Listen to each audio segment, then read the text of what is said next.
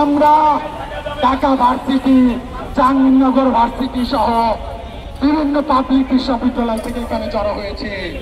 আমরা এটা মেনে নিতে চাই যে পুলিশ আমাদের বন্ধু। যদি কোনো পুলিশ ভাই আমাদের কোনো ভাইয়ের উপরে একটা ফুলের টোকাও লাগায়, এখানে আমরা কাউকে ছাড় দিব না।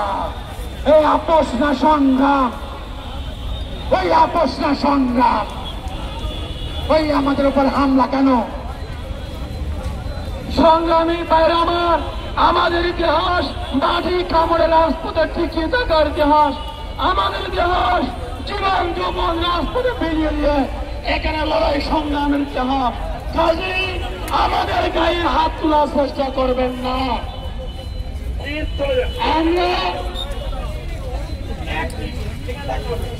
আমরা